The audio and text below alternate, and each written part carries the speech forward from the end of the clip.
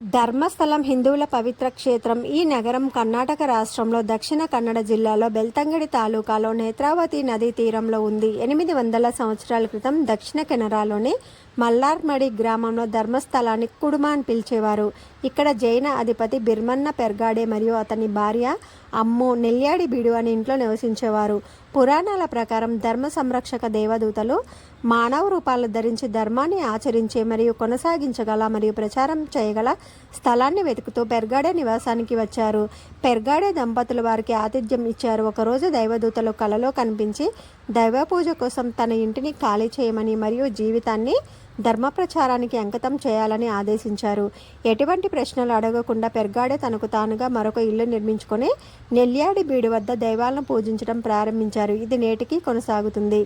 ధర్మస్థలలో కుమారస్వామి, కన్యాకుమారి, కాలరాహు, కాలర్కే దేవతా మందిరాలను ఆ కాలంలోనే నిర్మించారు. పెర్గాడేకు విధుల్లో సాయం చేయడానికి 4 యోగ్యులైన బ్రాహ్మణులు ఉండేవారు. వారు స్థైనిక దేవాల పక్కన ఒక శివలింగాన్ని కూడా ప్రతిష్ఠించమని కోరారు. ఆ తర్వాత మంగళూరు కద్రి నుండి మంజునాథేశ్వర స్వామి విగ్రహాన్ని తీసుకురావడానికి వారి సామంతుడు అప్పన్న స్వామిని పంపారు.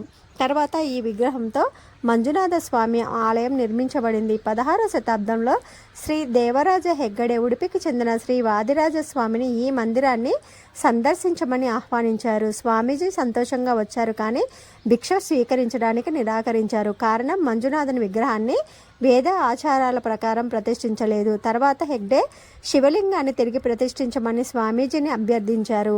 వేద ఆచారాలను పాటించడం మరియు హెగ్గడే దాతృత్వాన్ని అందరికీ అందించడం చూసి సంతోషించిన స్వామీజీ ఆ ప్రదేశాన్ని ధర్మస్థలంగా పేరు పెట్టారు.